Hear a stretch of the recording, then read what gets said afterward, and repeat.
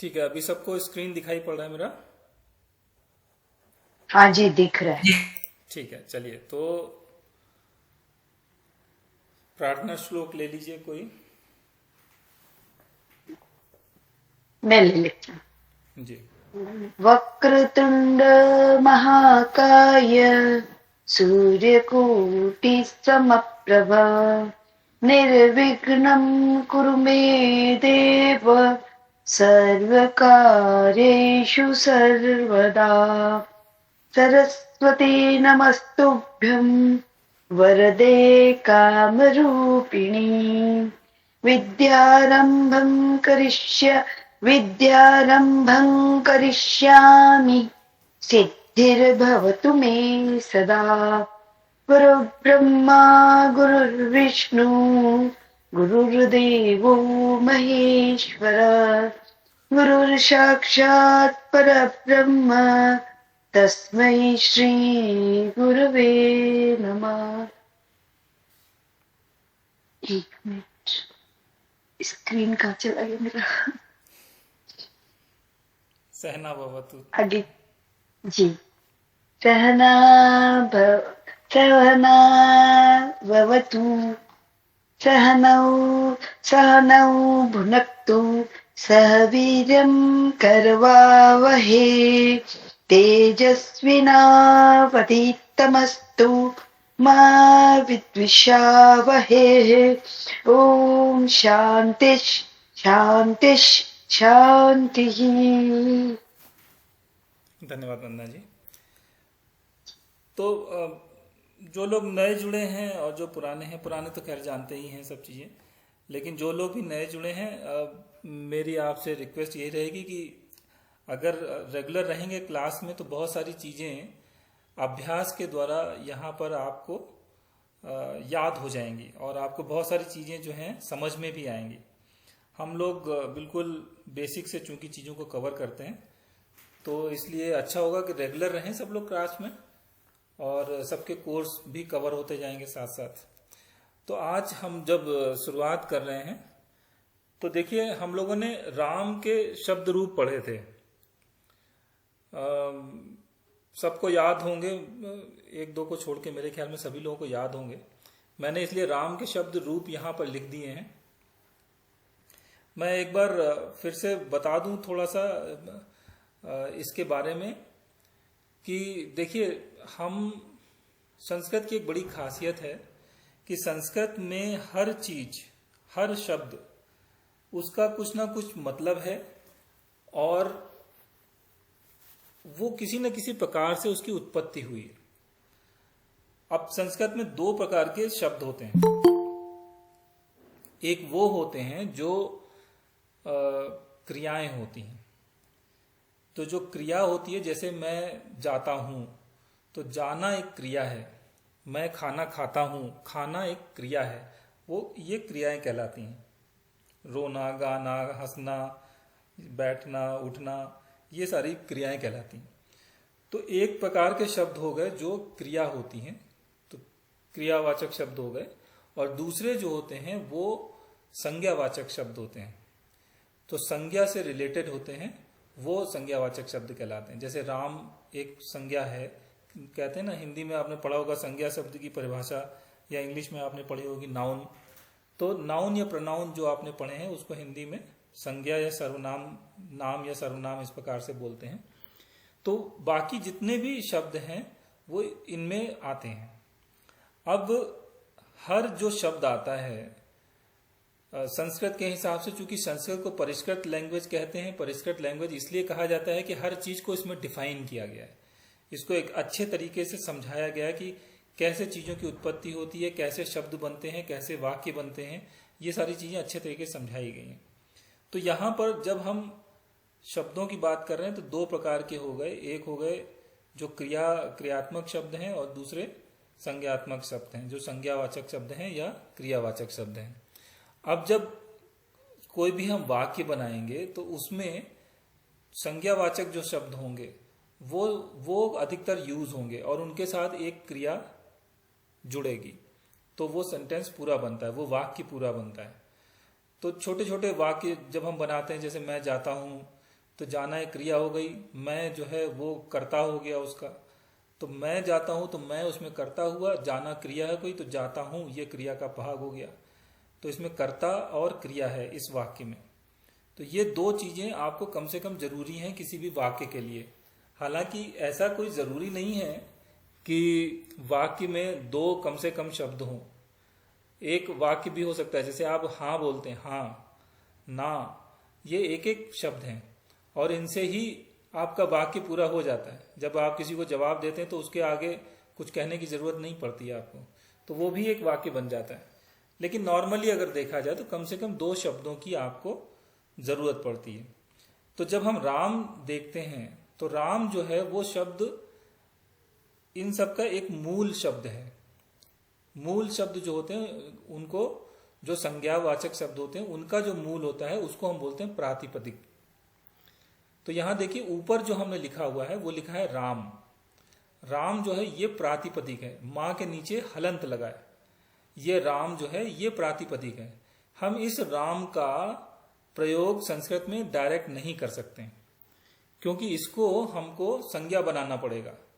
तो इसको हम जब तक संज्ञावाचक शब्द नहीं बनाएंगे, इसका पद नहीं बनाएंगे, तब तक हम इसका इस्तेमाल नहीं कर सकते। संस्कृत में कहीं भी आप राम शब्द का इस्तेमाल नहीं देखेंगे। वहां पे देखिए नीचे विभक्ति लिखी है, तो इसमें प्रथमा विभक्ति जो है वो आपने हिंदी में बचपन में पढ़ा होगा।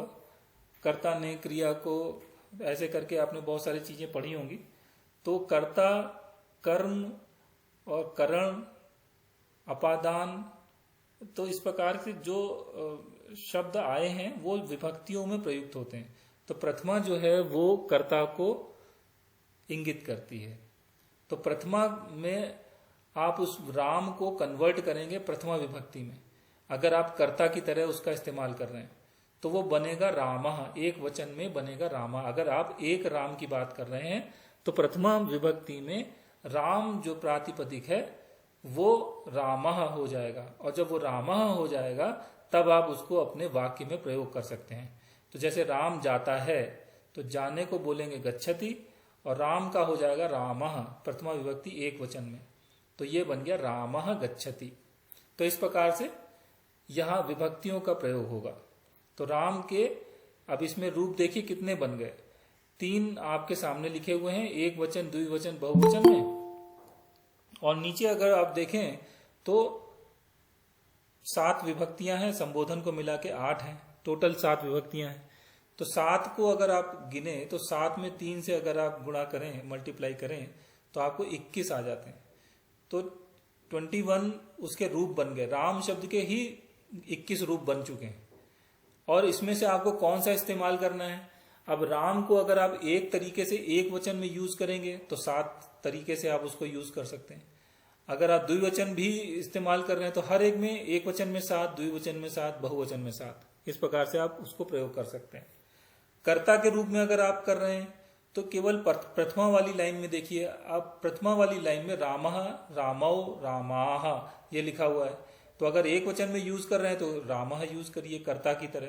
2 राम के बारे में अगर आप बात कर रहे हैं तो रामौ यूज करिए। और अगर कई राम हैं, 2 से ज्यादा हैं, 3 हैं, 4 हैं, 10 हैं, 20 हैं, कई सारे राम हैं, तो उनको रामाः ये बोला जाएगा। इसी प्रकार से जब कर्ता के बजाय कर्म में जब आप कर रहे हैं तो रामम, तो यहां पे जैसे हम बोलते हैं राम ने, तो राम ने, कर्ता ने, तो कर्ता ने मतलब राम ने, कर्ता की जगह राम कर दीजिए, राम ने, तो वहां पे रामः यूज करेंगे। कर्ता ने कर्म को, तो कर्म के साथ में को जो है वो चिन्ह यूज होता है, इसलिए उसकी जगह रामम बोलेंगे जब भी को का इस्तेमाल आएगा। फिर राम के द्वारा, तो वहां पर हो जाएगा करण तृतीया विभक्ति में, रामेण। इस प्रकार से हम उनको यूज करेंगे। तो ये राम के जो शब्द रूप हैं ये 21 या 24 जो भी आप देख रहे हैं सामने, ये सबको बिल्कुल रट जाने चाहिए। इनको याद कर लीजिए सब लोग, बार बार दिन में इसको देखते रहें, कहीं पर भी जाएं अपने मोबाइल में रख लें, इसका स्क्रीनशॉट लेके राम के, रमा के या सीता के रूप, राम का, सीता का रूप, और कम से कम ये 2 तो याद कर लीजिए। और उसके बाद में उनके अलग अलग आकार, ईकार उकार उन उस प्रकार से रूप बनते हैं, उनको देखिए। तो पुल्लिंग वाचक शब्द जो है वो राम है। राम पुल्लिंग शब्द है और सीता यह एक स्त्रीलिंग शब्द है। तो यहां से आपकी शुरुआत होती है। तो ये जो विभक्ति है, इनको विभक्तियों को याद कर लीजिए। ये विभक्तियां हम लोग क्यों यूज करते हैं? क्योंकि हिंदी में जब हम जैसे बात कर रहे हैं तो हम लोग शब्दों को अलग अलग लिखते हैं। जैसे राम ने कहा, तो राम अलग है, ने अलग है, कहा अलग है, तीन है ये शब्द। लेकिन जब संस्कृत में हम करेंगे तो वो जो ने है वो जुड़ जाता है राम के साथ और बन जाता है एक विभक्ति का रूप। तो राम ने कहा तो मतलब रामः, प्रथमा एक वचन का, एक राम है उसने कहा, तो कर्ता ने इस वहां पर हो गया रामः। कहा, अब वद धातु होती है उससे बनता है वदति, और वदति का जो पास्ट टेंस हो जाता है वो बन जाता है अवदत। तो रामः अवदत, तो वो जो ने आया ना वो राम के साथ में जुड़ गया। तो आपको ने अलग से नहीं बोलना है। संस्कृत में रामः केवल बोल देंगे तो उसका मतलब यही हो गया राम ने।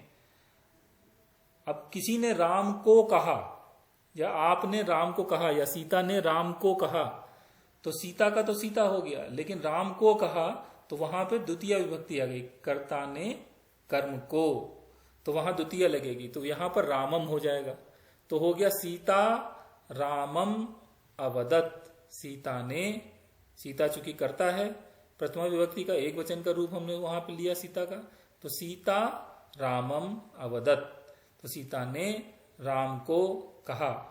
सिंपल है, बहुत सरल है। आप ऐसे ही धीरे धीरे देखते जाएं तो आपको ही सारे रूप समझ में आ जाएंगे। तो वो जो चिन्ह है वो चिन्ह हर एक के साथ जुड़ा हुआ है। प्रथमा में कौन सा है, द्वितीय में कौन सा है, तृतीया में कौन सा है, ऐसे सप्तमी तक सारे पढ़ डालिए सब लोग। तो ये जो टेबल है आपके सामने, ये पूरी आपको याद हो जाएगी। यही रूप आपको अगर याद हो गए तो आप बिना देखे फिर आपकी प्रैक्टिस शुरू हो जाएगी। तो आप पहले कोशिश करिए कि आकारांत में राम शब्द के रूप लेकर सारी विभक्तियों में उसके छोटे छोटे दो दो शब्दों के, तीन तीन शब्दों के, उनके कुछ वाक्य बनाइए। सब लोग अपनी प्रैक्टिस करिए, धीरे धीरे करके बिना देखे हुए कोशिश करिए कि आप सारे रूप उसके बना पाएं। और बाकी आपको पता ही है, क्रियाओं के बारे में पता है। तो अभी मैंने जैसे आपको बताया कि राम जो है वो एक प्रातिपदिक है और इसका हम डायरेक्ट इस्तेमाल नहीं कर सकते, सीधा सीधा राम को नहीं ले सकते अपने संस्कृत के वाक्य में। तो हमको किसी न किसी विभक्ति में उसको बना के उसका उपयोग करना है। तो प्रातिपदिक है संज्ञा जो शब्द है उनके लिए, और जो क्रिया है वो बनती है धातुओं से। तो धातु होती है जैसे वदति, वदति मतलब बोलता है या कहता है, बोलता है, तो ये बना है, वदति बना है वद धातु से। गच्छति मतलब जाता है, गच्छ इसमें आता है गच्छति, तो ये गम धातु है, गम धातु से बना है, तो गम से बना है गच्छति, तो इसकी धातु हो गई गम, लेकिन जो शब्द बना, जो क्रिया बनी वो बनी गच्छति। वदति ये क्रिया है, वद धातु है। धातु का हम इस्तेमाल डायरेक्ट नहीं कर सकते हैं, जैसे प्रातिपदिक का नहीं कर सकते, ऐसे ही हम धातु का इस्तेमाल डायरेक्ट नहीं कर सकते। धातुओं के लिए हम कोई ना कोई लकार बनाते हैं। अब लकार आपको पता ही है कि लकार 10 प्रकार के होते हैं। तो वो जो भी लकार हैं वो मोटे मोटे तौर पे हिंदी में हम लोग जानते हैं वर्तमान, भूत और भविष्यत काल। ऐसे ही यहाँ पे 10 प्रकार के लकार हैं। तो वो वर्तमान काल का जो लकार है, उस लकार में जब आप यूज करेंगे गम धातु को, तो बनेगा उसका प्रथमा एक वचन में रामः जैसे लिखा हुआ है। तो रामः जब हम बोलते हैं तो ये हमें बताता है कि एक थर्ड पर्सन है, और संस्कृत में उसको हम बोलते हैं प्रथम पुरुष। तो प्रथम पुरुष के लिए अगर इस्तेमाल कर रहे हैं तो गच्छति हो जाएगा, जाता है, गच्छति। तो ये सब चीजें हम पढ़ चुके हैं, केवल रिवीजन के लिए आपको बता रहा था। तो ये थोड़ा सा ध्यान रखिएगा कि हम लोग धातुओं को और प्रातिपदिक को डायरेक्ट इस्तेमाल नहीं करेंगे। रेलिवेंस आपको बता दिया कि कैसे करना है। उनको किसी ना किसी क्रियाओं को बनाइए, धातु से क्रिया बनाइए, मतलब उसको कोई लकार बनाइए उसमें लगाकर, या फिर उसमें कोई प्रत्यय लगते हैं वो लगाइए। ऐसे ही राम शब्द है, ये प्रातिपदिक है, इससे कोई विभक्ति बनाइए और उसके बाद उसका प्रयोग कीजिए। तो ये बिल्कुल साधारण सा शुरुआत सबके लिए है। तो ये मैं मानता हूं कि राम शब्द के रूप आप सब लोगों को पता होंगे। अब देखिए यहाँ पर आपकी जो परिचय की किताब है उसमें से एक चाटुश्लोक है, वो मैंने यहाँ पर लिया हुआ है। चाटुश्लोका क्या होता है? ये मतलब मनोरंजन की चीजें भी हैं, और ऐसा मत सोचिए कि परिचय प्रवेशा, ऐसे मत सोचिए। ऐसे सोचिए कि संस्कृत में हम कैसे एंजॉय करें। तो बड़ी अच्छी अच्छी चीजें भी लिखी हुई हैं, लेकिन ये विभक्तियां और ये सब चीजें बहुत जरूरी हैं उसके लिए। थोड़ा सा कॉन्टेक्स्ट सेट हो जाता है कि आप कैसे उसको, अब जैसे कॉन्टेक्स्ट में आपको यहाँ मैं पहले बता दूं कि देखिए विभक्तियां लिखी हुई हैं, उसमें राम का जो रूप लिखे हुए हैं, प्रथमा का देखिए रूप पढ़िए क्या लिखा है, सब लोग एक एक बार बोलिए। एक वचन के रूप जो लिखे हुए हैं विभक्ति में, प्रथमा द्वितीय तृतीया में राम के, वो सब लोग एक एक बार रामः बोलिए। रामौ रामाः। नहीं ऐसे नहीं, एक वचन के खाली पढ़िए। प्रथमा में रामः, रामः प्रथमा के प्रथमा में रामः, रामः, द्वितीया में रामम, रामम रामेण रामाय रामात् रामस्य रामे हे रामः हे राम, हे राम हे हे रामा। राम। तो यहाँ पर सब लोग बोलिए, सब लोग अनम्यूट कर लीजिए, एक बार सब लोग बोलें, और इसको कोशिश करें सब लोग अपने दिमाग में रखने की हमने क्या बोल रहे हैं। अगर इसको ना देखें और फिर भी बोलें तो आप सब लोग बोल पाए। रामः रामं रामे रामे रामाय रामात् रामस्य रामे हे राम। रामे हे राम। हाँ, तो अब देखिए आप लोगों ने थोड़ा थोड़ा महसूस किया होगा कि पहले वाले में एक विसर्ग लगा है रामः, दूसरे में माँ लगा है रामम लास्ट में, फिर रामेण यहाँ पे ना लगा है, फिर रामाय यहाँ पे चतुर्थी है, यहाँ पे या लगा हुआ है लास्ट में, पंचमी में देखिए ता लगा हुआ है राम के बाद, फिर षष्ठी में स्य लगा हुआ है, और सप्तमी में रामे हो गया, एक ही मात्रा लग गई है उसके अंदर। तो यहाँ ये थोड़ा ध्यान रखिएगा, द्वितीया में माँ है, उसके बाद चतुर्थी जो है उसमें या लगा है, पंचमी में ता लगा है, फिर षष्ठी में स्या लगा है। इस प्रकार से इसको अलग अलग करते हैं ये शब्द। अब जब हम चाटुश्लोका की तरफ आते हैं तो देखिए ये एक चाटुश्लोका लिखा हुआ है, पढ़िए इसको, चाटुश्लोका को जल्दी से पढ़िए कोई। यस्य षष्ठी चतुर्थी च विहस्य च विहाय च यस्याहं च द्वितीया स्यात् तस्य द्वितीया स्यामहं कथम। हाँ, तो देखिए मैं इसका अर्थ बताता हूँ, आप लोगों को थोड़ा आसान हो जाएगा।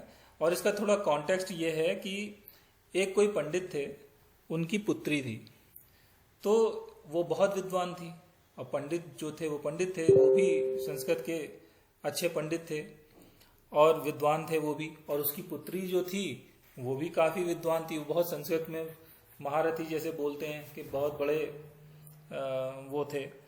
तो जब उसकी उम्र शादी की हो गई तो उसके पिता ने उसके लिए लड़का देखना शुरू किया। अब वो लड़के आते थे, मतलब ऐसे मिलना जुलना होता रहता है ना कि लोगों को बुलाते हैं कि हाँ लड़की देखने के लिए लोग आते हैं, लड़का देखने के लिए लोग जाते हैं, तो वो एक परंपरा थी। तो वैसे ही जब कोई लड़के आते थे देखने के लिए तो वो उसकी लड़कों की परीक्षा लेती थी। जब उसको देखने आते थे तो उनसे वो पूछती थी, कुछ क्वेश्चन पूछती थी कि चूंकि संस्कृत की वो विद्वान थी, विदुषी कहते हैं लड़कियों को, तो वो विदुषी थी संस्कृत की, तो वो ये चाहती थी कि उसका भी जो पति हो वो संस्कृत का विद्वान हो, उसको भी संस्कृत अच्छी आती हो, ऐसा वैसा कोई वो ना हो। जैसे होता है ना डॉक्टर शादी करते हो तो डॉक्टर ही चाहिए उनको, अपने से नीचे नहीं चाहिए, कंपाउंडर नहीं चलेगा, तो और कोई दूसरे का उसमें भी देखते नहीं है। तो ऐसे एक मानसिकता होती है। तो वो चूंकि विदुषी थी तो उसको भी लगता था कि कोई ऐसा हो। अब उसने क्या किया कि जब उसके यहाँ कोई वर आया जो उसका देखने के लिए आया, तो उसने उससे पूछा कि ये बताइए ये जो विहस्य है और जो विहाय, ये दो शब्द लिखे हैं, इसमें कौन सी विभक्ति है, कौन सी विभक्ति इसमें लगती है, और अहम एक है, उसमें कौन सी विभक्ति लगती है। तो उसने तीन उनसे पूछे कि ये बताइए कि इसमें विहस्य, विहाय और अहम में कौन सी विभक्ति लगती है। अब देखिए यहाँ पे विह के बाद में स्या लगा हुआ है और विह के बाद में या लगा हुआ है और अहम में बाद में मां आता है। तो यह पीछे आप एक बार फिर से देखिए, यहाँ पर यहां पे अहम, मां किस में आ रहा है? रामम। एक बार सब लोग देख देख के बोलते जाइए, यहां से किस में आ रहा है? मां लास्ट में द्वितीय, द्वितीया में आ रहा है। रामम द्वितीय में। अब विहस्य, स्या किस में आ रहा है? षष्ठी षष्ठी, षष्ठी में। रामा विहाय, विहाय में या आता है। या किस में है? चतुर्थ, चतुर्थी में। चतुर्थी में आता है। तो जब विहस्य बोला तो उसमें षष्ठी लगेगी, और जब विहाय बोला तो उसमें चतुर्थी लगेगी। अहम है उसके अंदर द्वितीय लगेगी। तो वो जो वर था उसको संस्कृत आती नहीं थी ज्यादा, वो उसको संस्कृत पता नहीं थी, लेकिन वो शादी करना चाहता था। तो वो उसने क्या किया, ये जो राम शब्द के रूप थे ये रट लिए और रट के वहां पहुंच गया। अब पहुंच गया तो उसने बोला कि देखिए विहस्य जो है, अब इसको देखिएगा, मैं वो बना देता हूं,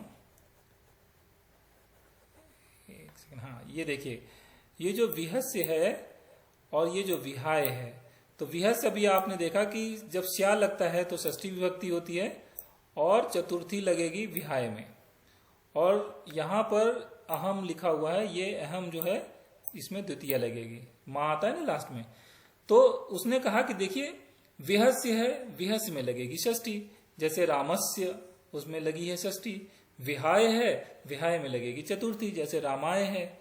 और ये मिलता जुलता है अहम रामम से, तो ये इसमें द्वितीय लगेगी। तो उसने जवाब दे दिया फटाक से। अब यहां पर हो गई गलती। गलती क्या हो गई कि संस्कृत में, अब वो पंडित थी, विदुषी थी, तो उसको तो सब पता था। तो उसने क्वेश्चन ही इसीलिए पूछा था कि अगर संस्कृत नहीं आती होगी, किसी प्रकार रट रटा के आ गया होगा तो फेल हो जाएगा यहाँ पे आते ही। और यही हुआ। उसने जब बोला कि विहस्य में षष्ठी लगी है, विहाय में चतुर्थी लगी है और अहम में द्वितीय लगी है, तो उसने ये जो है अपने पिता को, अब वो बोल रही है लड़की कि यस्य षष्ठी चतुर्थी च विहस्य च विहाय च यस्याहम च द्वितीय स्यात् तस्य द्वितीय स्याहम कथम।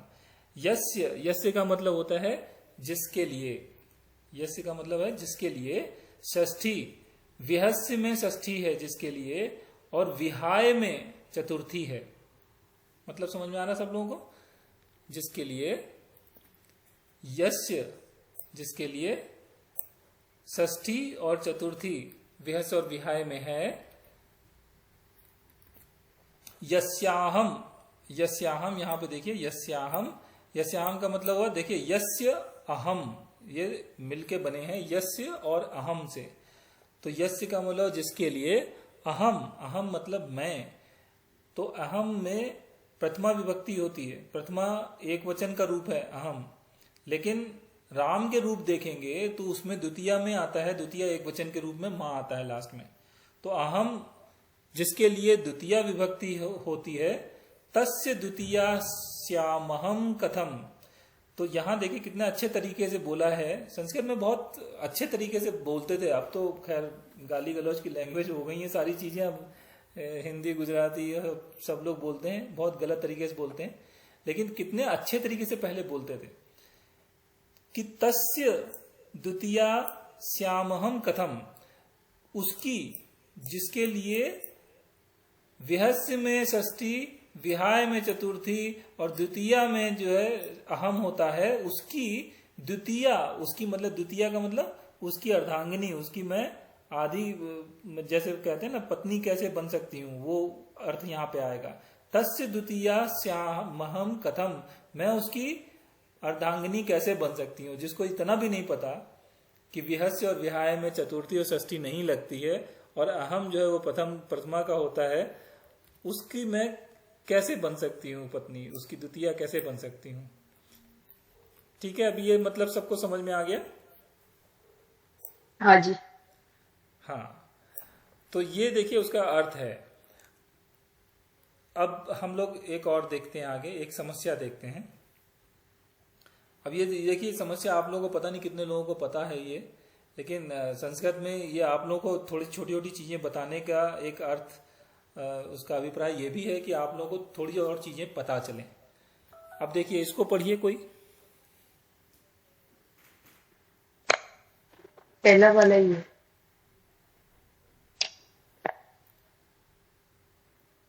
अभी दिख नहीं रहा है किसी को ये? नहीं, पहला वाला ही दिख रहा है, अच्छा, चाटू श्लोक ही दिख रहा है। चाटू श्लोक ही आ रहा है। हम्म, अभी दिखा? हाँ दिखा, हाँ जी हाँ जी। जी पढ़े। हाँ वो भावना पढ़ो।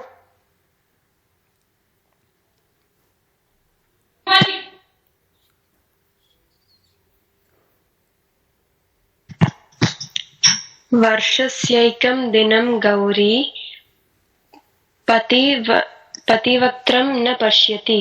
हम्म। तो देखिए ये समस्या है। समस्या मतलब एक परेशानी है या उसकी पहेली जैसे होती है उस प्रकार से है ये। तो समस्या में क्या होता है कि जब हम किसी जो समस्या जब बताते हैं तो बड़ी अजीब सी लगती है समस्या। जब उसका समाधान बताते हैं तो बहुत सरल सा समाधान होता है किसी भी चीज का। तो ऐसी चीजें समस्याएं कहलाती हैं। तो वर्षस्य एकम दिनम, अब यहां देखिए वर्षस्य एकम, ये दो से मिलके बना है, दो शब्द हैं वर्षस्य। अब स्या आपने देखा था षष्ठी विभक्ति में आया था, रामस्य, वहां से षष्ठी विभक्ति थी, वहां पे का की के ऐसे जब हम लोग लगाते हैं किसी शब्द में तो ये स्या का रूप बनता है। तो वर्षस्य, वर्ष होता है ईयर, वो साल, तो साल के, वर्षस्य साल के, एकम एक, दिनम दिन, तो साल का एक दिन होता है। उस दिन गौरी, गौरी कौन है? पार्वती जी।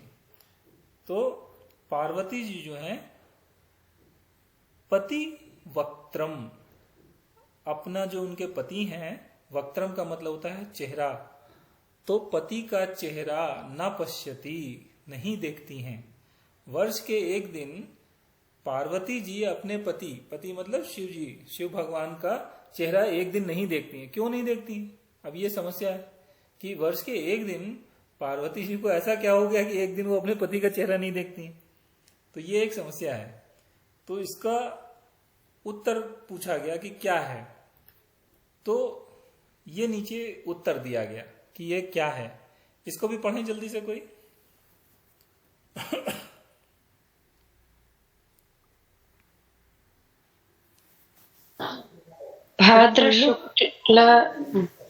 भाद्र शुक्ल चतुर्थी तो चंद्र दर्शन संज्ञया। भाद्र शुक्ल, भाद्र शुक्ल, भाद्र जो है वो महीने का नाम है, और शुक्ल जो है वो शुक्ल पक्ष, एक महीने में दो पक्ष होते हैं। तो वहां पर कृष्ण पक्ष होता है और शुक्ल पक्ष होता है।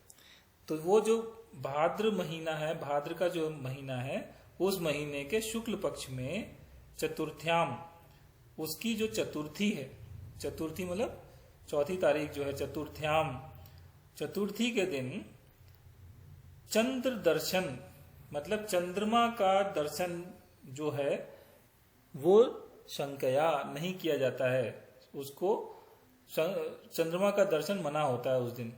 भाद्र शुक्ल के चतुर्थी को चंद्रमा का दर्शन मना इसलिए होता है क्योंकि ये माना जाता है कि जो भी उसका उस दिन चंद्रमा को देखता है उस पर कोई इल्जाम लग जाता है, जैसे चोरी का मिथ्या इल्जाम लग गया उसके ऊपर, इस प्रकार से कोई गलत इल्जाम लग जाते हैं। तो ऐसे आरोप जब लग जाते हैं तो आदमी परेशान होता है। तो उस परेशानी से बचने के लिए ये कहा गया था कि भाद्र शुक्ल की चतुर्थी को चंद्रमा का दर्शन जो भी करता है उसको दर्शन नहीं करना चाहिए, क्योंकि उस पर कोई ना कोई आरोप लग जाएगा, मिथ्या दोषारोपण हो जाएगा उसके ऊपर। तो उससे बचने के लिए ये एक कहानी कही गई थी। तो ऊपर देखिए लिखा है वर्षस्य एकम दिनम गौरी पति वक्त्रम न पश्यति। लेकिन अब इसका उससे क्या संबंध हुआ कि पार्वती जी शंकर जी का चेहरा नहीं देखती हैं? अरे ठीक है, तो वहां पर यह हुआ कि जो शंकर जी हैं उनके चेहरे के ऊपर आप देखें अगर, तो गंगा जी उनकी जटाओं से निकलती हैं और वहां पे एक अर्धचंद्र होता है। तो वहां पे चंद्रमा सुशोभित होता है शंकर जी के जटाओं के ऊपर, अगर आप देखें ध्यान से तो वहां एक चंद्रमा है। तो चूंकि वो चंद्रमा है वहां पर, तो इसीलिए भाद्र शुक्ल की चतुर्थी को गौरी जी अपने पति का मुंह ही नहीं देखती, इसीलिए कि अगर मुंह देखेंगी तो चंद्रमा दिखेगा, चंद्रमा दिखेगा तो उन पर कोई ना कोई इल्जाम लगेगा, परेशानी होगी। तो उससे बचने के लिए वो एक दिन अपने पति का मुंह नहीं देखती हैं। समस्या समझ में आ गई सब लोगों को? हाँ जी। छोटी छोटी चीजें हैं ये, बहुत पहले बहुत चीजें चलती थी, मानते थे इन सब चीजों को। आजकल तो कोई नहीं मानता, पता ही नहीं है लोगों को, तो पता कैसे चलेगा उनको। लेकिन ये अच्छी अच्छी चीजें थी। चलिए देखिए एक सुभाषितम देखते हैं। अब सुभाषितम है आशायाः ये दासास्ते दासस् सर्वलोकस्य आशा येषाम दासी तेषाम दासायते लोकः। अब इसका मतलब क्या हुआ? अब ये देखिए आशा, हम लोग उम्मीद करते हैं, आशा करते हैं, वो वाली आशा है ये। आशायाः, आशायाः जो देखिए आगे लिखा है ये का मतलब हो गया जो। तो आशा या आशा का जो दासास्ते, दास होता है, आशा का जो दास होता है, तो जो भी लोग आशाएं करते हैं उनके दास होते हैं, उनके बारे में कहा जा रहा है। दासस दासास सर्वलोकस्य, पूरे दुनिया के वे दास होते हैं।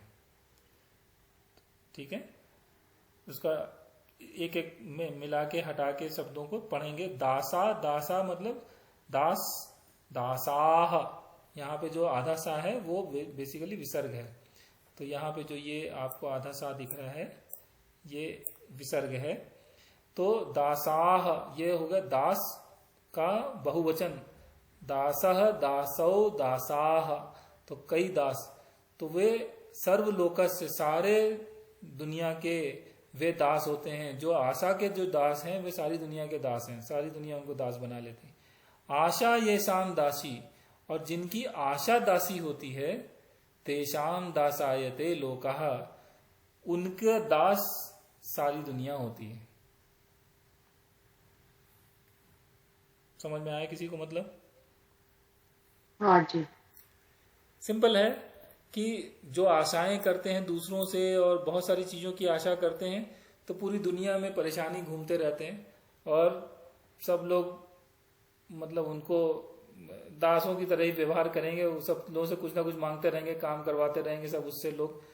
और जो आशा जिनकी दासी होती है, जो जो कहते हैं ना, हिंदी में एक पहले की कहावत है कि जैसे जो लोग धन के पीछे भागते हैं, धन उनसे दूर भागता है। तो जो धन की इच्छा नहीं करते, धन उनके पास आ जाता है। तो ये एक विपरीत परिस्थितियां होती हैं। ऐसे ही यहाँ पे आशा जो करते हैं वे उम्मीदें इतनी ज्यादा करते रहते हैं, पूरे संसार भर में घूमते रहेंगे, उनको कहीं संतोष नहीं मिलेगा और सबसे उम्मीद लगाते रहेंगे और उनकी उम्मीदें टूटती रहेंगी, परेशान होते रहेंगे, वो इसी में घूमते रहेंगे। तो बेसिकली उसका मतलब यहाँ पर ये है। लेकिन आशा ये शाम दासी, जिनकी आशा दासी होती है, सारा जो संसार है उनका दास हो जाता है, क्योंकि वो आशा ही नहीं कर रहा है किसी से। अब जब किसी से कोई मतलब ही नहीं है तो उसके बाद तो उनका कोई कुछ बिगाड़ नहीं सकता, उनको कुछ सुख और दुख का अनुभव खत्म ही हो गया उनका, उनको कोई परेशानी नहीं कर सकता। तो यहाँ पर यह सुभाषितम कहलाता है। सुभाषितम आप लोग अगर याद कर सकते हो तो याद कर लेने चाहिए। कहीं बीच में जैसे बातें करते हैं हम लोग, मुहावरे कहते हैं, उस प्रकार से ये संस्कृत में आप सब लोग याद कर सकते हैं। प्रवेशा की किताब में भी सब जगह सुभाषितम दिए हुए हैं, एक एक सुभाषितम वहां से भी पढ़ लें तो याद करें, कोशिश करें और उनको कहीं ना कहीं किसी ना किसी से बोलने की कोशिश करें तो याद हो जाएंगे वो सारे के सारे। इसके बाद हम लोग दूसरा एक देखते हैं। यह साधु नाम दर्शनम पुण्यम तीर्थ भूता ही साधवः तीर्थम फलति कालेन सद्य साधु समागमः। अब देखिए यहाँ पर छोटे छोटे शब्द हैं, उनसे आपके वाक्य बनते हैं। साधु नाम, अब देखिए साधु नाम जब बोला गया तो ये बनता है राम का जो हम लोगों ने रूप देखे थे वो हमने षष्ठी विभक्ति में बहुवचन का रूप देखा था।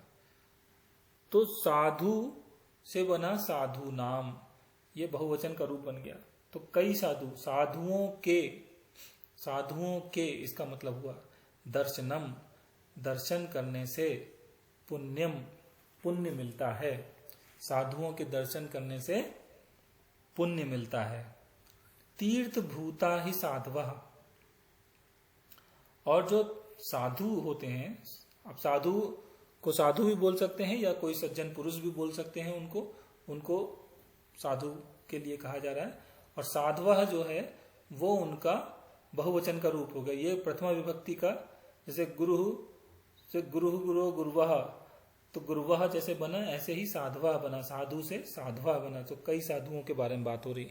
तो साधवः तीर्थ भूता ही साधवः, इसका मतलब क्या हुआ कि तीर्थ के समान, तीर्थ भूता मतलब तीर्थों के समान ही सज्जन होते हैं। मतलब जैसे तीर्थ स्थान जो होते हैं वो पवित्र होते हैं, उसी प्रकार से साधुओं के बारे में भी कहा गया है कि वो उनकी जो संगत है या उनके साथ आप जब रहते हैं तो साधुओं के जब दर्शन करते हैं वो तीर्थ भूता, वो जैसे तीर्थ होते हैं उसी प्रकार से पवित्र होते हैं। फिर कहा गया तीर्थम फलति कालेन, तीर्थम, तीर्थ जब आप जाते हैं तो उसका जो फल मिलता है, फलति फल देता है, फलति का मतलब फल देता है। कालेन, काल से बना है कालेन, काल के द्वारा या काल से या समय से, या इसको बोलते हैं कि समय के बाद, कुछ समय के बाद तीर्थ जब आप जाते हैं तो उसका जो फल है वो आपको कालेन, समय के बाद, काफी समय के बाद आपको उसका फल मिलता है। इसका ये मतलब हुआ। और सद्यः, सद्य का मतलब अभी, साधु समागमः, साधुओं का जब आप साथ करते हैं, उनका जब दर्शन करते हैं, उनके साथ थोड़ा समय बिताते हैं तो उनकी जो समागम, उनके जो उनसे जो आप मिले, उसका जो परिणाम है, उसका जो फल है वो आपको अभी मिलता है।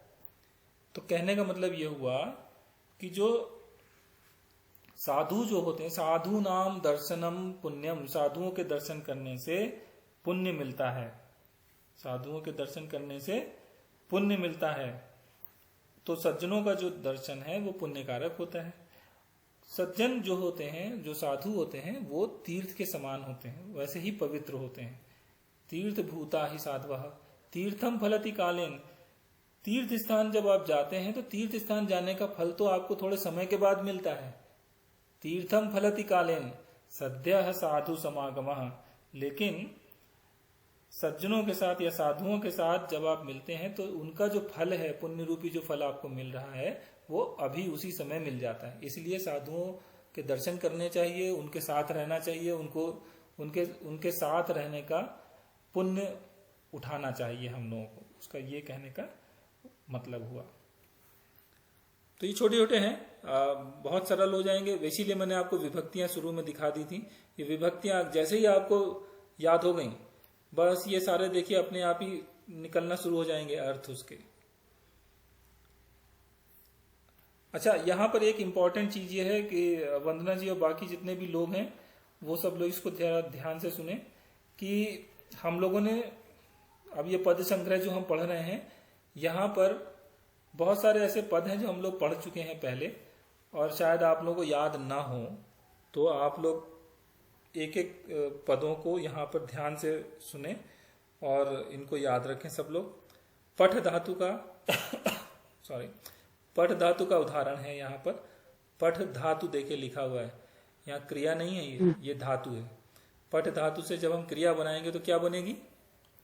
लट लकार की क्रिया पठति, पठती, तो हमारी पठती बन गई।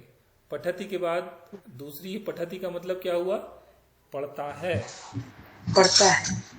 अब देखिए पठती, जब हम पठती का इस्तेमाल करते हैं तो जैसे आपको बताया था कि ये जो कर्ता होता है, कर्ता के साथ में इसका प्रयोग किया जाता है, कर्ता के साथ में इसका प्रयोग किया जाता है। तो कर्ता हो गया रामः पठति, सह पठति, और किसी का भी आप नाम ले सकते हैं, तो वह वो पढ़ता है। ऐसे जब हम बोलते हैं तो उसमें इसको हम लोग प्रयोग में लाते हैं। तो ये जो कर्ता होता है उसके साथ में प्रयोग करते हैं। अब देखिए संस्कृत में और हिंदी में भी, गुजराती में भी, सब जगह हम लोग जब वाक्य बनाते हैं तो कई प्रकार से वाक्य बनते हैं। जैसे वर्तमान काल का वाक्य बनेगा, या भूतकाल का बनेगा, भविष्य काल का बनेगा। ये हम लोग कर्ता के प्रधान वाक्य होते हैं, कर्ता प्रधान वाक्य होते हैं। फिर हमारा कर्म प्रधान होता है। अब कर्म प्रधान क्या है? अब देखिए, आप लोग एक एक उदाहरण बताइए, अगर आप लोगों को किसी को कर्म प्रधान पता है तो बताइए। जैसे कहते हैं कि राम जाता है या वह जाता है, ये एक कर्ता प्रधान वाक्य है। अब अगर इसको हमको कर्म प्रधान बनाना है तो कैसे बोलेंगे? किसी को याद है? चलिए देखिए, अगर किसी को याद नहीं तो मैं बताता हूं। अब देखिए, इसी वाक्य को मतलब वही निकलना चाहिए और उसको दूसरे तरीके से कहते हैं। तो वह जाता है, इसकी जगह बोलेंगे उसके द्वारा जाया जाता है, उसके द्वारा जाया जाता है। तो ये कर्म प्रधान वाक्य बनता है। वह खाता है, उसके द्वारा खाया जाता है। हम डायरेक्ट नहीं बोल रहे, उसमें कर्म को प्रधान कर दिया, उसके द्वारा खाया जाता है। तो वो कर्म जो हो गया वो आपका उसके द्वारा में चला गया। तो यहां पर क्या होगा, संस्कृत में जब हम उसको बनाएंगे तो सह पठति, वह पढ़ता है। सह पठति, सह जो है वह करता है और पठति का मतलब पढ़ता है, वो क्रिया है। सह जो है वो प्रथमा विभक्ति का एक वचन का रूप है। लेकिन जब हम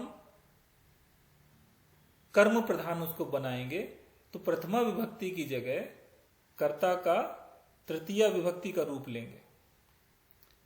और पठति में देखिए, पठति के नीचे लिखा है पठ्यते, यहां पे ठा के बाद में या आ गया और ती की जगह ते हो गया, पठ्यते। तो यहां पर या लगेगा और एक ही मात्रा लग जाएगी। इसी प्रकार से वद्यते, गम्यते, इस प्रकार से हम लोग खाद्यते, जितने भी शब्द हैं वो उसमें इस प्रकार को फॉलो करेंगे। उसमें या लगाएंगे और एक ही मात्रा, ई की जगह एक ही मात्रा लगा देंगे। तो ये यहां पर सह जो हमने प्रथमा विभक्ति का एक वचन का रूप लिया था वो अब तृतीय विभक्ति में चला जाएगा, तो हो जाएगा तेन। तो वह पढ़ता है, सह पठति, उसके द्वारा पढ़ा जाता है। तो द्वारा जो है वो चला गया तृतीय विभक्ति में, तो बन गया तेन पठ्यते। तो कर्म प्रधान जब उसका वाक्य बनेगा तो इस प्रकार से वो चेंज हो जाएगा। सह पठति का तेन पठ्यते, दोनों का मतलब एक ही है। ठीक है? जैसे छात्रः पठति तो क्या बनेगा कर्म प्रधान में?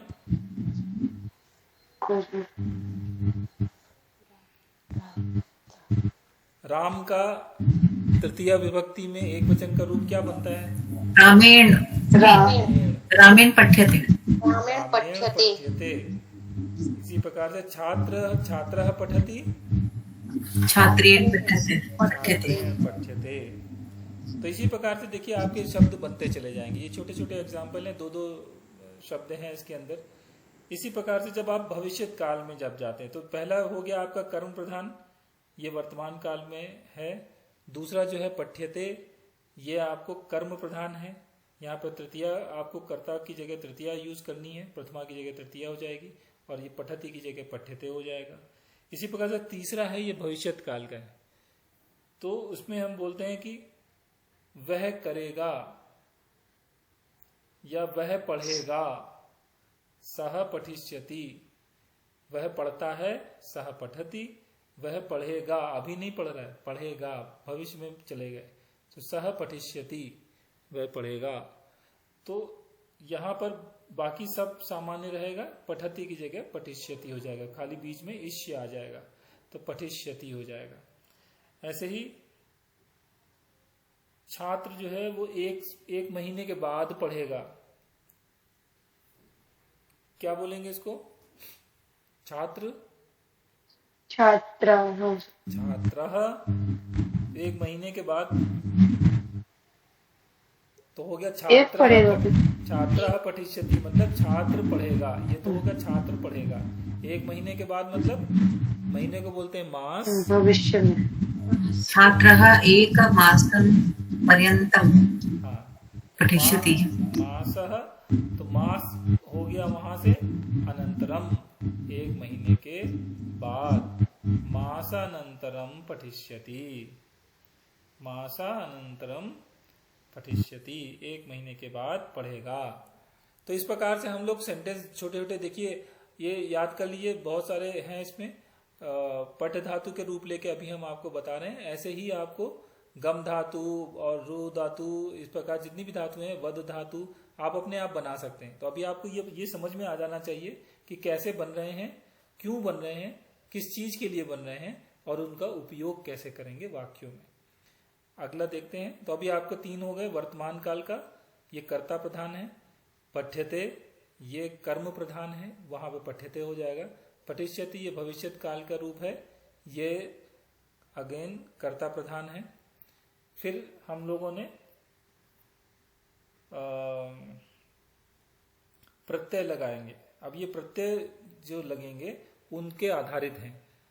जैसे पठितव्यम, यहाँ पे तव्यत प्रत्यय लगा हुआ है। आप लोगों को तव्यत प्रत्यय परिचय में पढ़ाया गया है, परिचय में नहीं, प्रवेशा में पढ़ाया गया है। तो गीतांजलि जी आप भी इनको थोड़ा ध्यान रखिएगा, ये सब चीजें आपको उसमें पढ़ाई जाएंगी। जितना भी आपको ये दिख रहा है यहाँ पे पठ धातु के रूप, ये सारा का सारा प्रवेशा से है इस समय। तो तव्यत प्रत्यय होते हैं, जो धातुओं के साथ जब प्रत्यय लगते हैं तो उनसे क्रियाएं बन जाती हैं, उनसे संज्ञाएं बन जाती हैं। तो उनके लिए हम लोग यहाँ पे इस्तेमाल करते हैं। तो पठ धातु के साथ में जब तव्यत प्रत्यय लगता है तो ये बन जाएगा पठितव्यम। तव्यत प्रत्यय जब लगा पठ धातु के साथ तो क्या बना? पठितव्यम। ठीक है। इसी शब्द को लेकर अब यहाँ पे ये जो पठितव्यम और पठनीयम लिखा है, ये 2 अलग अलग प्रत्यय लगे हैं इसमें। पहले में लगा है तव्यत प्रत्यय, दूसरे में लगा है अनियर प्रत्यय। यहाँ पे नियर देगा, आपको दिखाई पड़ रहा है, नियर लिख रहा है ना, तो ये इससे आप देखिए। और तव्यम में तव्य लिखा हुआ है, यहाँ ये आपको बताता है कि ये तव्यत प्रत्यय है। और यहाँ पे ये बताता है अनियम, अनियम आपको बताता है इसमें अनियर प्रत्यय लगा हुआ है। तो ये इसकी पहचान होती है। आप कैसे पहचानेंगे कि इसमें क्या लगा हुआ है, ये इसकी पहचान है। तो यहाँ से पठितव्यम से आपको पता चल जाएगा इसमें तव्यत है प्रत्यय और पठनियम में अनियम लगा हुआ है। पठ धातु है ना, पठ धातु में जब आ लगाएंगे तब ये वाला पठ बनेगा, या ये पठ और ये पठ, आ की मात्रा इसमें आएगी तो वो जो आ है इसके साथ जुड़ेगा अनियम। तो ये अनियर प्रत्यय है। तो पठितव्यम और पठनीयम ये दोनों जब हम ऐसे बोलते हैं हिंदी में कि हमको ये चाहिए, उसको ये करना चाहिए, ऐसे बोलते हैं, तो उसमें जब चाहिए शब्द आता है वहां पर ये लगते हैं। ठीक है। तो जब भी हम कभी ऐसे चाहिए वाले शब्द बोलेंगे तब उस समय इनका इस्तेमाल होगा। तो जैसे हमारा एक शब्द है कि तुम्हारे द्वारा पुस्तक पढ़ी जानी चाहिए। अब देखिए, तुम्हारे द्वारा पुस्तक पढ़ी जानी चाहिए। अब इसको आप पहले समझिए कि ये जो वाक्य है, इस वाक्य का मतलब क्या है। ये पहले तो आप ये देखिए कि कर्म प्रधान है कि कर्ता प्रधान है।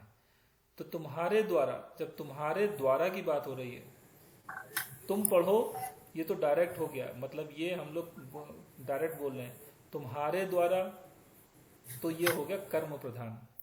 तो यहाँ पे तृतीया लग जाएगी तुम्हारे के लिए, तो यहाँ पे त्वया हो जाएगा, त्वया पुस्तकम, त्वया पुस्तकम पठितव्यम, पढ़नी चाहिए, पढ़नी चाहिए के लिए पठितव्यम हो जाएगा। तो यहाँ पर सॉरी, पठति, पठ्यते और पठिष्यति, ये 3 आपको इसलिए पहले बताए थे कि यहां से आपको समझ में आए कि कहां पर आपको कर्म प्रधान लगाना है और कहां पर कर्ता प्रधान वाक्य हैं। और जो नीले में लिखे हुए हैं ये इन पर थोड़ा ध्यान रखिएगा। पठ्यते जो है वो कर्म प्रधान है, इसी प्रकार से पठितव्यम और पठनीयम जो है ये कर्म प्रधान है। तो यहाँ पे त्वया पुस्तकम पठितव्यम, तुम्हारे द्वारा पुस्तक पढ़ी जानी चाहिए। और इसी को ही हम पठनीयम से भी बोल सकते हैं कि त्वया पुस्तकम पठनीयम, दोनों का मतलब एक ही होगा, इसीलिए दोनों साथ साथ लिखे हुए हैं। पठितव्यम और पठनीयम का मतलब एक ही है। इसी प्रकार से अगर आप आगे चलें तो देखें लिखा है पठितः, पठिता, पठितम, पठितः पठिता पठितम। यहाँ पे देखिए पठ के बाद में इतः लगा हुआ है, इता लगा हुआ है और इतम लगा हुआ है। तो ये तह ता तम ये लगा हुआ है। यहाँ पर इसको ध्यान दीजिएगा। पहला जो है ये पुल्लिंग शब्दों के लिए प्रयोग करेंगे आप, दूसरा स्त्रीलिंग के लिए करेंगे और तीसरा जो है ये आप प्रयोग करेंगे नपुंसक लिंग शब्दों के लिए। ठीक है, तो जहां पर जैसे हमने बोला, अब देखिए ये भी नीले कलर में है, तो इसका मतलब क्या हुआ कि ये जो है इसमें ता प्रत्यय लगेगा। इसको ता प्रत्यय बोलते हैं, सबके लास्ट में ता आ रहा है तो इसको ता प्रत्यय बोलते हैं। इसमें पुल्लिंग के लिए ता के तह हो जाएगा, ता हो जाएगा स्त्रीलिंग के लिए और तम हो जाएगा नपुंसक लिंग के लिए। तो ये ता प्रत्यय है। तो ता प्रत्यय में हम बोल रहे हैं उसके द्वारा श्लोक पढ़ा गया, कर्म प्रधान है, उसके द्वारा श्लोक पढ़ा गया। ये पास्ट टेंस का भूतकाल का वाक्य बन गया। उसके द्वारा पाठ पढ़ा गया, ये भूतकाल का बन गया। तो ये भूतकाल के शब्द बनाने के काम आता है। पठिता का मतलब पढ़ा गया, पठिता का मतलब पढ़ा गया, पठितम का मतलब पढ़ा गया। अब ये सब चेंज होंगे, इसके पहले जो कर्ता लगेगा उसके हिसाब से। तो कर्ता की जगह यहाँ पे हम लोग प्रथमा की जगह तृतीया विभक्ति लगा रहे हैं, तो त्वया हो जाएगा या तेन हो जाएगा। अगर हम त्वया तुम्हारे लिए बोल रहे हैं या उसके लिए बोल रहे हैं तो तेन हो जाएगा। तो तेन पाठम या तेन पुस्तकम पठिता, उसके द्वारा पुस्तक पढ़ी गई या उसके द्वारा किताब पढ़ी गई। अब देखिए यहां पर जो ये हमने, देखिए यहां पर मैं लिखता हूं, आपको थोड़ा समझ में आएगा। जब हम सह लिखते हैं तो ये पुल्लिंग का रूप है, सा लिखते हैं तो ये स्त्रीलिंग का रूप है। पढ़ लीजिएगा इसको, थोड़ा सही नहीं आ रहा है। ठीक है, देखिए सा हो गया, ये ऐसे हो गया। और जब हम जैसे यूज करते हैं तम लास्ट में यूज करते हैं, फलम, तो जब माँ आता है तो वो रूप बन जाता है नपुंसक लिंग का। तो सह मतलब विसर्ग जब आता है तो ये पुल्लिंग का शब्द होता है। आ जब आता है, आकार, ये जो आ है, बड़ा आ जो होता है, ये जब आता है तो ये बताता है ये स्त्रीलिंग का शब्द है। और लास्ट में मकार आता है तो अधिकतर मकार के केस में वो नपुंसक लिंग का शब्द होता है। तो ये पहचान होती है पुल्लिंग, स्त्रीलिंग और नपुंसक लिंग की। शब्दों में अधिकतर जगह पर ये सही है, सब जगह नहीं होता, 100% नहीं है ये रूल, लेकिन 80% to 85% आपको ये रूल लगा सकते हैं आप। तो यहां पर देखिए जब हमने बोला कि तेन, जब तेन बोला तो तेन जो है ये कर्ता नहीं है। तेन जो है ये तृतीया विभक्ति का रूप है, तृतीया विभक्ति का है। तो जब तृतीया विभक्ति का है तो ये कर्ता नहीं होगा। तो हमको ये ध्यान रखना है कि कर्ता कहाँ है इसका।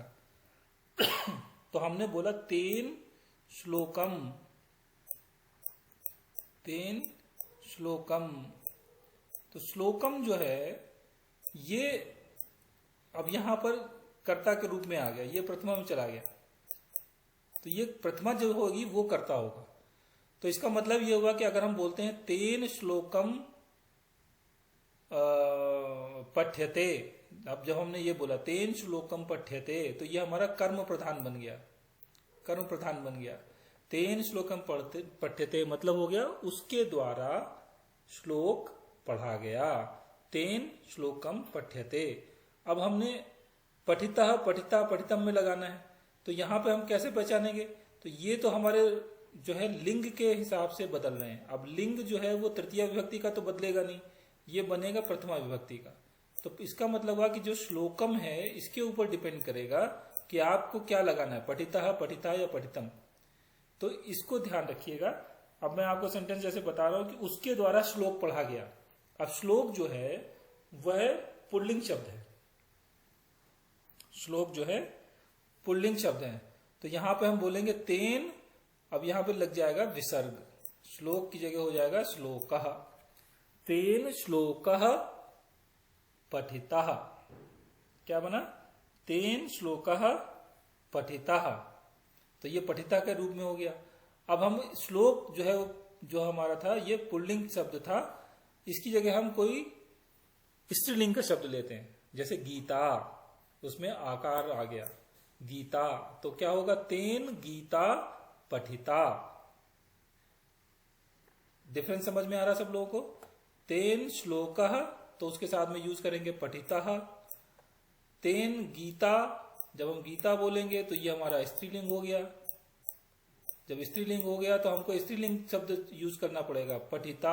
अब ये दोनों साथ में होंगे, तेन उसके द्वारा, गीता पठिता, गीता पढ़ी गई।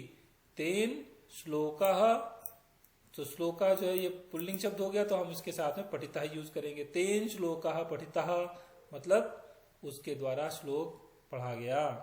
इसी प्रकार से हम लोग नपुंसक लिंग का शब्द इस्तेमाल कर सकते हैं, जैसे पद्य, पद्यम, उसके द्वारा पद्य पढ़ा गया। क्या होगा? तेन पद्यम पठितम, तेन पद्यम पठितम। तो इस प्रकार से ये ता प्रत्यय के उपयोग हो गए। उसके बाद ये आप लोगों ने पढ़े हुए हैं, पठिता, पठितवान, पठितवती, ठीक है, ये तवत्व प्रत्यय कहलाते हैं। तो ये पठितवान पुल्लिंग के लिए है, पठितवती स्त्रीलिंग के लिए है। ये प्रत्यय जब तवत्व प्रत्यय लगाते हैं तो इस प्रकार से ये भी हम लोग पास्ट टेंस के लिए इस्तेमाल करते हैं, भूतकाल के लिए। तो उसने पढ़ा, सह पठितवान, उसने पढ़ा, ये स्त्रीलिंग के लिए हम जब बोलेंगे तो सह की जगह हो जाएगा सा पठितवती, तो ये हो जाएगा सह, उसने, ये पुल्लिंग का शब्द हो गया और ये हो गया स्त्रीलिंग का शब्द। तो दोनों को जब हम तवत्व प्रत्यय लगाएंगे तो पुल्लिंग के लिए जब बोलेंगे तो सह पठितवान, उसने पढ़ा, सा पठितवती, उसने पढ़ा, दोनों का मतलब एक ही है। सबको प्रत्यय समझ में आ रहे हैं? इसलिए बता रहा हूं क्योंकि जब आप पढ़ेंगे अपनी किताब में तो यह आप लोगों को आसान हो जाएगा पढ़ना। इतना डिटेल में नहीं दिया हुआ है, लेकिन आप लोगों को आसान हो जाएगा पढ़ने के लिए। अब देखिए उसके आगे पठन और पठंती, ये भी उसी प्रकार से रूप चलते हैं। यहां पर जो प्रत्यय लगता है वो प्रत्यय कहलाता है शत्रु प्रत्यय। शत्रु प्रत्यय की पहचान ये है कि शत्रु प्रत्यय में यहां पे ना लग जाता है लास्ट में, पठन, पठंती, तो ये रूप बनेंगे उसके। जैसे ये शत्रु प्रत्यय कहां पर इस्तेमाल करते हैं, ये भी बड़ी अच्छी चीज है। जब आप देखिए, जब हिंदी में बोलते हैं तो आप लोग इस चीज का ध्यान नहीं रखते हैं कि हम क्या बोल रहे हैं, और हम लोग की आदत बनी है बचपन से, तो हम लोग बोलते रहते हैं, कुछ भी बोल जाते हैं। लेकिन अब संस्कृत जब पढ़ रहे हैं ना तो थोड़ा उन चीजों को देखेंगे कि हमारी जो आदत पढ़ी है, आदत जो हमारी बनी हुई है, उसमें आप उस पर विचार करें कि हमने क्या बोला था। जैसे कोई एक क्रिया करते हुए जब कोई दूसरी क्रिया की जाती है, जब कोई एक क्रिया करते हुए दूसरी क्रिया की जाती है, तो उस समय हम शत्रु प्रत्यय का उपयोग करते हैं। जैसे वह पढ़ते हुए सोता है, वह पढ़ते हुए सोता है। अब वो पढ़ते पढ़ते सो जाता है, उसका ये मतलब है। वह पढ़ते हुए खाता है या वह पढ़ते हुए खाती है। तो पढ़ना एक क्रिया हो गई, और दूसरी उसी के साथ जो क्रिया हो रही है वो हो गई सोना, खाना, हंसना। वह बात करते करते हंसता है। तो दोनों क्रियाएं साथ में हो रही हैं, एक के बाद दूसरी क्रिया हो रही है वहां पे, तो एक के बाद दूसरी हो रही, साथ में हो रही क्रियाएं। तो वहां पर हमको ये शत्रु प्रत्यय लगाना है ऐसे में, तो वहां पे ये पठन, पठंती इस प्रकार से इस्तेमाल होंगे। तो जैसे आलसी आदमी पढ़ते हुए सोता है, आलसी आदमी, तो उसको बोलेंगे अलसहा, आलसी आदमी को अलसहा। पढ़ते हुए, अब देखिए पढ़ते हुए जो पहली क्रिया है उसमें शत्रु प्रत्यय लग जाएगा, तो वो हो जाएगा पुल्लिंग के लिए पठन, तो बना अलसह पठन। आलसी आदमी पढ़ते हुए क्या करता है? सोता है। सोते को हम लोग क्या बोलेंगे? नींद लेता है या निद्राम करोति। अलसह पठन निद्राम करोति, मतलब आलसी आदमी पढ़ते हुए सोता है, निद्राम करोति। तो यहाँ पर शत्र प्रत्यय का इस्तेमाल होगा।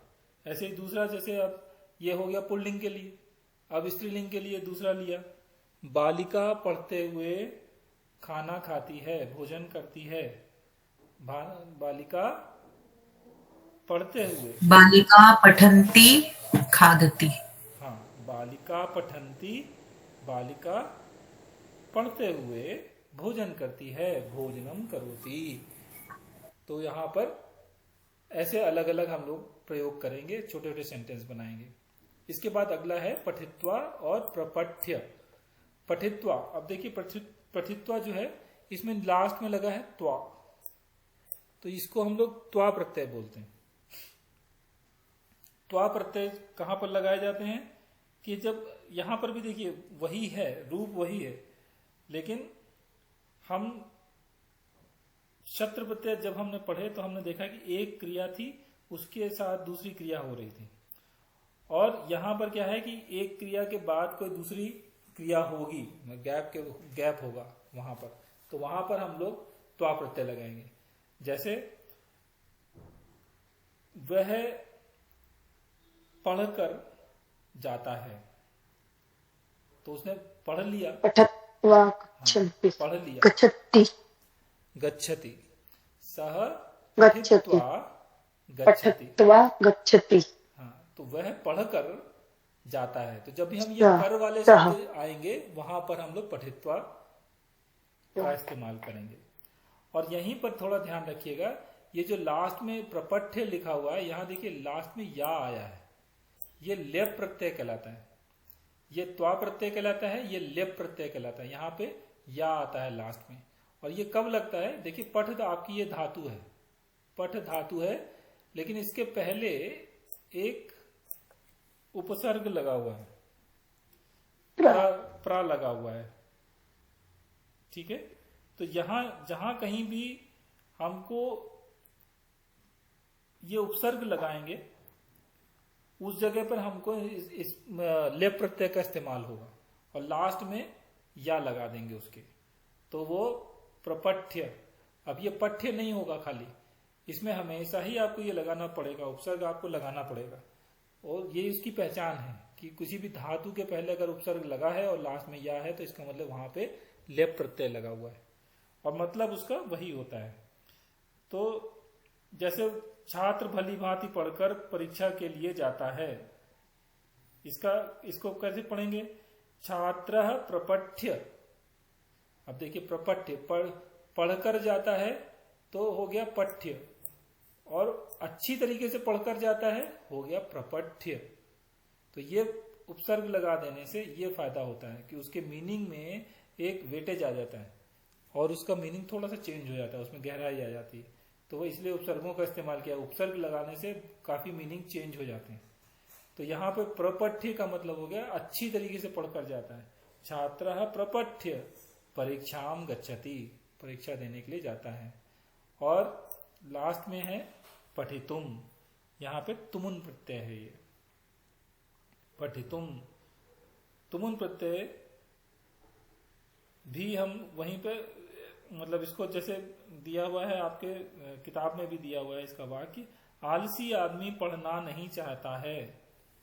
तो जब इच्छाएं होती हैं, जब इच्छा को प्रदर्शित करते हैं, ये करना नहीं चाहता है, वह जाना नहीं चाहता है, तो या उसकी इच्छा है वहां जाने की, विदेश जाना चाहता है, विदेशम गंतुम ऐसे बोलते हैं, तो वहां पे तुमुन प्रत्यय का इस्तेमाल करते हैं। तो तुमुन प्रत्यय के लिए लास्ट में देखिए तुम लिखा हुआ है, तो इसका मतलब ये तुमुन प्रत्यय है। ये उनके पहचानने के तरीके बता रहा हूं आपको, कैसे किसी भी शब्द में आप पकड़ लें जल्दी से कि इसमें कौन सा प्रत्यय लगा हुआ है, वो इस प्रकार से आप इसे पकड़ सकते हैं।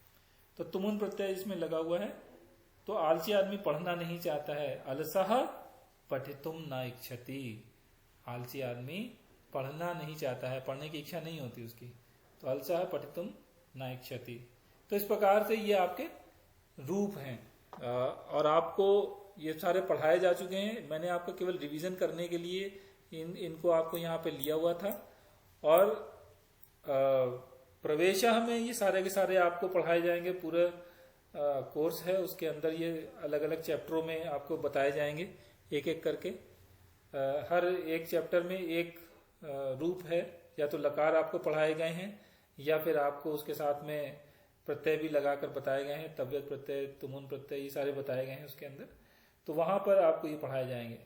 और जब हम परिचय में आ जाएंगे तो परिचय में ये आपसे पूछे भी जाएंगे, आपके जो प्रश्न आएंगे उसमें भी ये पूछे जाएंगे। आपको ये सारे सारे याद होने चाहिए और उसमें आपकी परीक्षा में ये पूछे जाते हैं। तो इसलिए बहुत इंपॉर्टेंट है। आपके पहले चैप्टर में ही ये समराइजेशन दिया हुआ है परिचय में, वहां से आप इसको पढ़ सकते हैं। प्रवेशा की किताब में हर चैप्टर में आप देख सकते हैं, वहां पर दिया हुआ है, वहां पे अलग अलग दिया हुआ है, परिचय में एक साथ दिया हुआ है, बस इतना अंतर है। तो आशा करता हूँ आप सब लोगों को ये समझ में आ गए होंगे। एक साथ आप लोगों ने शायद पहले पढ़े नहीं होंगे तो थोड़ा आपको समझने में टाइम लगेगा, लेकिन ये एक साथ अगर आप लोग पढ़ लें तो रिवीजन आपका हो जाएगा और जल्दी जल्दी सब सारी चीजें याद हो जाएंगी। तो ये मुझे ऐसा लगता है कि प्रवेशः के लोग अगर एक साथ पढ़ लें इसको तो उनका बहुत समय बच जाएगा। ये हम लोग अलग अलग पढ़ते हैं तो हम लोग को बहुत टाइम लगता है, समझ में नहीं आता। और समझ में भी इसलिए भी नहीं आता कि हमको कोई एक साथ बताता भी नहीं है कि कैसे इनको पढ़ना चाहिए, क्यों पढ़ना चाहिए। तो अगर आप लोग एक दो बार इसको देखेंगे तो बहुत जल्दी सारी चीजें याद हो जाएंगी एक साथ जब आप देखेंगे। तो उम्मीद करता हूँ सब लोगों को ये समझ में आ गया होगा। हम लोग अगली कक्षाओं में और चीजें देखेंगे। फिलहाल ये बहुत इंपॉर्टेंट था आप लोगों के लिए, तो मैंने सोचा कि आप सब लोगों को ये कर लें। ये जो रूप आपके सामने लिखे हुए हैं पद संग्रह में, कोशिश करें कि आप लोग कोई दूसरी धातु लें और उसके हिसाब से इनको लिखें। जैसे आपने गम धातु ली तो गम धातु से इसी प्रकार से सबके रूप बनाए। जैसे पठति तो गम धातु से बनेगा गच्छति। गम धातु से कर्मणि रूप अगर उसका बनाएंगे तो वर्तमान काल में तो बन गया गच्छति। पठ्यते इसी प्रकार से गम्यते, गम धातु से गम्यते। पठिष्यति बन जाएगा गमिष्यति। ठीक है, तो इस प्रकार से मैं तो आपको दो तीन बता दिया, आप लोग अपने मन से बनाइए। कोई गम धातु ले लीजिए, कोई वद धातु ले लीजिए और सब लोग एज ए एक्सरसाइज इसको ले लीजिए और रूप बनाइए। जितने ज्यादा सब लोग रूप बनाएंगे उतनी जल्दी ये आप लोगों को याद हो जाएगा। सब लोग बनाएं, मैं तो कह रहा हूं कि परिचय और प्रवेशा में आप डिफ्रेंशिएट ना करें, सब लोग इसके रूप बनाएं और कोशिश करें कि एक एक वाक्य उसका बनाते जाएं। जैसे सह पठति, तेन पठ्यते, इस प्रकार से बनाइए। सह पठिष्यति। आप लोग ध्यान रखेंगे जब ये सब चीजें ध्यान रखेंगे। देखिए कर्मणि के तीन हैं, पठ्यते बीच में लिखा हुआ है, पठितव्यम पठनीयम एक साथ लिखा हुआ है, पठितः पठिता पठितम। आपको बस ये ध्यान रखना है कि इसमें तृतीया लगेगी। तो यहाँ पे तेन पठ्यते हो जाएगा, तेन पठितव्यम हो जाएगा, तेन पठनीयम हो जाएगा, तेन पठितः, तेन पठिता, तेन पठितम। ऐसे आपको तृतीया के साथ में करना है। बाकी जितने भी हैं वो सारे कर्मणि प्रयोग प्रथमा विभक्ति में है। सह पठति, सह पठिष्यति, सह पठितवान, सह पठन, सह पठित्वा, सह पठितुम, सबके साथ में वैसे चलेगा। ठीक है, ट्रिक आपको बता दी, एक बार आपको ये दे दिया। ये स्लाइड आप लोगों के लिए सबके लिए बहुत इंपॉर्टेंट है, इसका आप लोग ध्यान रखें। थोड़ा सा कोशिश करें कि सब लोग लिखें एक पेपर पे और सबके रूप बनाएं। कोई भी धातु ले लें, गम हो, वद धातु हो, आपकी किताब से और भी देख सकते हैं। खाद धातु है, गाने के लिए हो सकता है, रोने के लिए हो सकता है। आप धातुएं देखना सीखें कि धातुएं कौन कौन सी हैं उनके लिए। और जब धातु आपको समझ में आ गई तो फिर उससे रूप बना डालिए फटाफट करा। तो ये अगर आपने बना लिए तो आपका समझ लिए 2-3 सेशन आपके ऐसे ही खत्म हो जाएंगे। आपकी प्रवेशा और परिचय का डिफरेंशिएशन ही खत्म हो जाएगा। ठीक है, तो चलिए अब इसके बाद हम लोग प्रार्थना श्लोका लेते हैं। हाँ जी।